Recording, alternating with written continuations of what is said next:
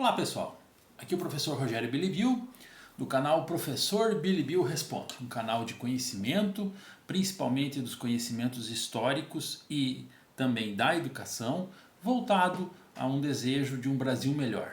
E no nosso entender, um Brasil melhor se constrói pela via do conhecimento. Portanto, é muito importante a sua participação.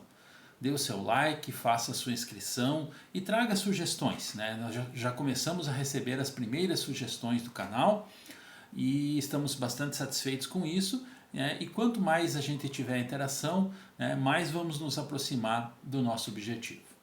Bem, neste ano de 2022, perdão, o Brasil comemora, né? O Brasil chega ao seu bicentenário, né? 200 anos de emancipação política, 200 anos que o Brasil deixou de ser colônia. Portanto, a partir de agora e durante o mês de setembro vamos ter vários momentos de reflexão acerca de todo esse contexto que envolve a formação do Brasil, que envolve o processo de independência.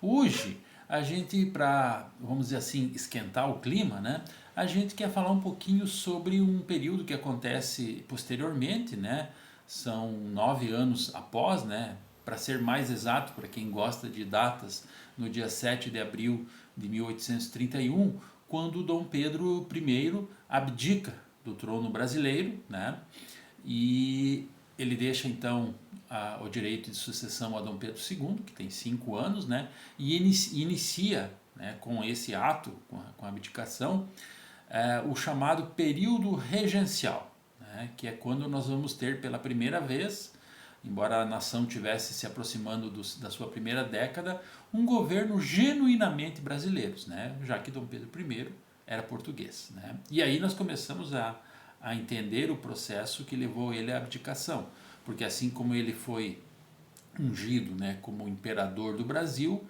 ele também era o herdeiro, né, na linha sucessória do reino português, né, do reino de Portugal.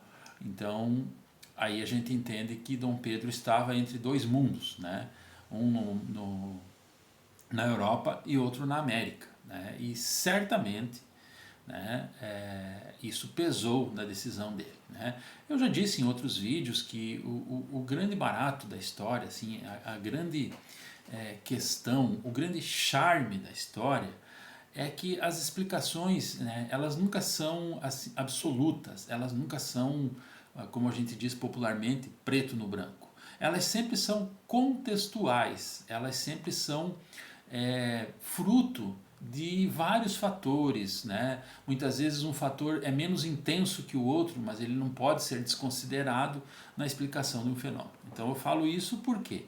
Porque ser o herdeiro do trono português certamente influenciou na decisão de Dom Pedro I. Né? Claro, a gente está falando isso, né, quase 200 anos depois, mas não é preciso muito exercício de imaginação, né, para imaginar isso. Né?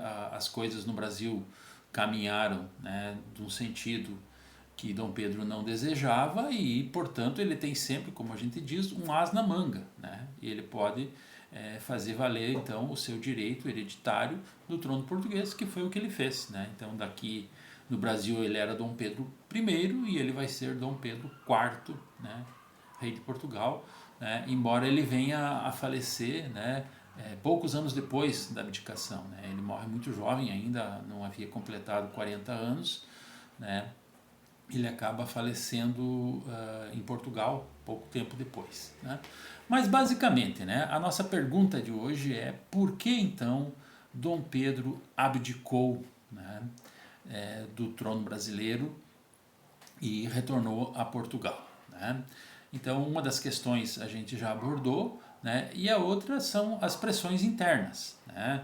Havia muita pressão por parte da elite brasileira, dos políticos, né? Do Conselho de Estado, que embora fosse um grupo de apoio a Dom Pedro também, né, por vezes, né, havia discordância também, por vezes havia discussões, né, e costuma-se dizer assim que a gota d'água, né, o que levou realmente Dom Pedro a dar um basta foi quando ele nomeia o Ministério dos Marqueses, que era um outro órgão consultor, e só nomeia portugueses. Não há a nomeação de nenhum brasileiro. E isso desencadeia uma reação, né, que acaba sendo muito intensa, né, e que faz transbordar aí o copo que já vinha se enchendo aí nesses 9 anos. Né? Então diria-se, são as pressões internas que levam Dom Pedro a abrir mão do trono brasileiro. Né? Mas é que aí vem o objetivo do nosso vídeo. Né? Contextualizei até agora para dizer para vocês o seguinte: eu entendo, né, e aqui estou falando como historiador e adoraria ver colegas discutindo isso comigo, me trazendo novas visões, né, mas daquilo que eu li, né, daquilo que a minha experiência histórica me traz, eu entendo que a abdicação de Dom Pedro ela é fruto de um processo de independência, né, que não é um processo, vou usar uma palavra entre aspas, legítimo. Né? Não é um processo legítimo por quê? Porque não parte da população que habitava a colônia, desde o mais humilde ao mais rico, desde o mais jovem ao mais velho, homens, mulheres, né, escravos, ex-escravos, né, pessoas livres, não parte, né, de um Brasil, né, de uma nação em todos os seus segmentos, a vontade de romper com Portugal. Isso parte de apenas um segmento. E esse segmento, obviamente, criou um país para os seus objetivos. O que, no meu entender, é um dos grandes problemas do Brasil não superado até hoje. Né? Isso nós vamos falar em outros vídeos posteriormente com outras reflexões. E esse processo, que então tem esse caráter de artificialidade, porque ele não é um consenso de uma nação ou nem uma tentativa de, ele vai resultar numa panela de pressão. E essa panela de pressão, obviamente, ano após ano, episódio após episódio, ela vai achar um momento em que ela vai transbordar, como eu acabei de colocar para vocês, né? Não pode não ser a única explicação o episódio do Ministério dos Marqueses, mas a título de exemplo ele serve bem para mostrar a insatisfação. Né? Então eu acho que a abdicação, e ela vindo num tempo breve, né? Ou seja, são 9 anos, né?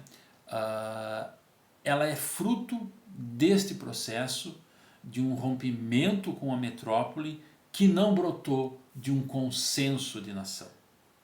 E essa falta de consenso, essa falta do Brasil se enxergar como um país para todos os seus habitantes, né, é que tem travado algumas políticas de Estado, tem impossibilitado o Brasil de se desenvolver e de repartir melhor os recursos que a natureza nos oferece e que a nossa própria sociedade é capaz de prover e de desenvolver.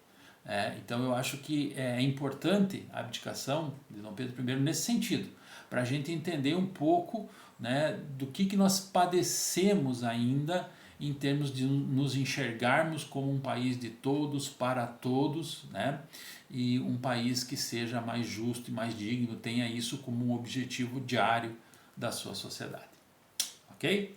Grande abraço, fiquem com a gente e tragam suas sugestões.